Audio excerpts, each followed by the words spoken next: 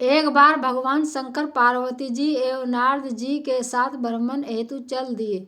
वे चलते चलते एक गांव में पहुंचे। उनका आना सुनकर गांव की निर्धन स्त्रियां उनके स्वागत के लिए थालियों में हल्दी अक्षत लेकर पूजा के लिए तुरंत पहुंच गई।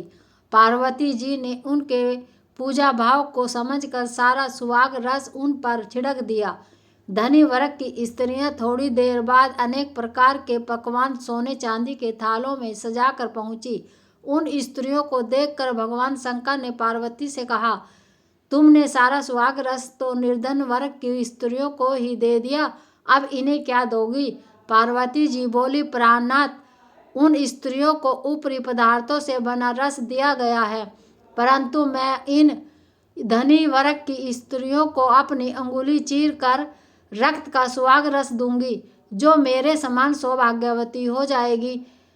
जब इन स्त्रियों ने पूजन समाप्त कर लिया तब पार्वती जी ने अपनी अंगुली चीर कर उस रक्त को उनके ऊपर छिड़क दिया। इसके बाद पार्वती जी अपने पति भगवान शंकर से आज्ञा लेकर नदी में स्नान करने चली गई। स्नान करने के पश्चात बालू की शिवजी की मूर्ति बनाकर पूजा किया, भोग लगाया तथा मस्तक पर टीका लगाया। उसी समय उस लिंग से शिवजी प्रकट हुए तथा पार्वती को वरदान दिया, आज के दिन जो स्त्री मेरी पूजा और तुम्हारा व्रत करेगी उसका पति चिरंजीवी रहेगा तथा मोक्ष को प्राप्त होगा। भगवान शिव यह वरदान देकर अंतर्ध्यान हो गए। इतना सब करते करते पार्वती जी को काफी समय लग गया।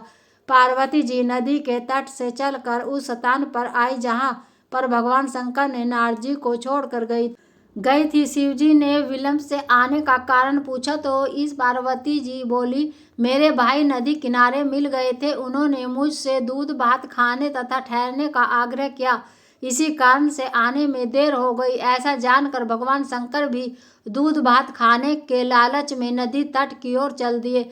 पार्वती जी ने मौन भाव से भगवान शिव जी का ही ध्यान करके प्रार्थना की, भगवान आप अपनी इस दासी की लाज रखिए। प्रार्थना करती हुई पार्वती जी उनके पीछे पीछे चलने लगी। उन्हें दूर नदी तट पर माया का महल दिखाई दिया। वहां महल के अंदर शिवजी के साले ने पार्वती का स्वागत किया। वे 2 दिन वहां रहे। तीसरे दिन पार्वती जी ने शिवजी से चलने के लिए कहा तो भगवान शिव चलने को तैयार न हुए। तब पार्वती जी रूठ कर अकेली ही चल दी। ऐसी परिस्थितियों में भगवान शिव को भी पार्वती के साथ चलना पड़ा। नारद जी भी साथ चल दिए। चलते चलते भगवान शंकर बोले, मैं तुम्हारे मायके में अपनी माला भूल आया। माला लाने के लिए पार्वती जी तो तैयार हो गई तो भगवान ने पार्वती को कहा ने भेजकर नारद जी को भेजा। वहां पहुंचने पर नारद जी को कोई महल नजर नहीं आया। वहां दूर दूर तक जंगल ही जंगल था। नारद जी को शिवजी की माला एक पेड़ पर टंगी दिखाई दी। नारद जी ने माला उतारी और शिवजी के पास पहुंचकर कष्ट बताने लगे। शिवजी हंसकर कहने लगे, यह सब पार्वती की ही लीला है। इस पर पार्वती जी बोली, यह सब तो आपकी ही कृपा है। ऐसा जानकर